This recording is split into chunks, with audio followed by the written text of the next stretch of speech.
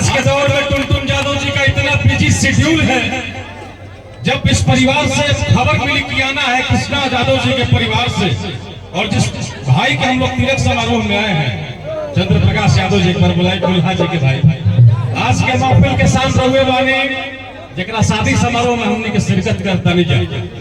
अभ्यास जी के भाई तो इतिहास बा एगो गाना टुनटुन जी गौले रहे कि आई बा बारात रानी यादव परिवार से, एक बार जोरदार ताली पूरा परिवार को से बचे के चाहिए। प्यार अरे और बेटा भी तो हुआ है हमने के, अभी तो शुरुआत के लिए बनी जाए सोहर गावे जी, सोहर गावे। हम चाहते टुनटुन बाबू से कि जितना हिट गाना बा ऐसे कि शिवानी जी के पूरा टीम में मंच पर बा, और थोड़ा वॉलंटियर भाई लोग शांति बनाई, लाठी वाठी का प्रयोग कम करो यार, क्योंकि परिवार में लाठी नहीं चलता है। शांति से कार्यक्रम को सुनिए। हम आपके लिए आए हैं।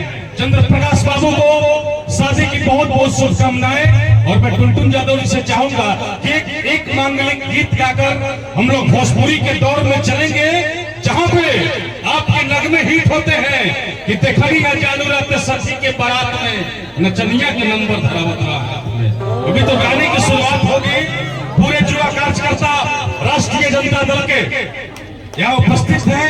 मैं आरजेडी के तमाम कार्यकर्ताओं का हार्दिक स्वागत करता हूँ, क्योंकि सासाराम का इतिहास है, सासाराम का इतिहास है कि खुला समर्थन आदरणीय हमारे युवा नेता तेजस्वी प्रसाद यादव जी के साथ है। इसलिए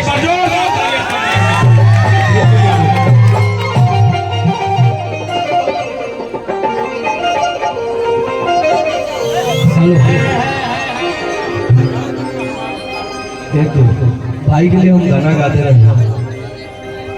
हर की जोड़ी बनल रहे दुल्हा दुल्हन के,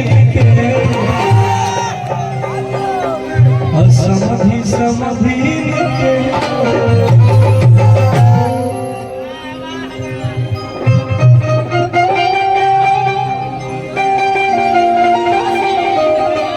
शिवानी जी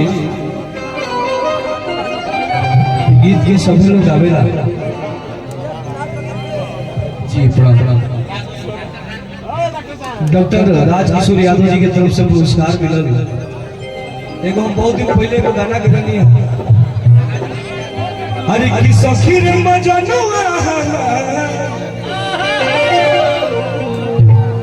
आहा के फुरपाती,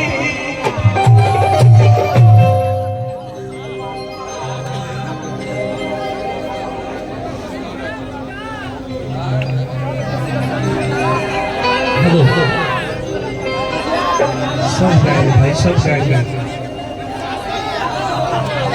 हर की जोड़ी बनल रहे दुल्हन के,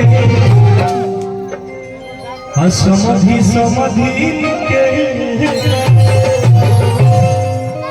हर की समधी समधीन के,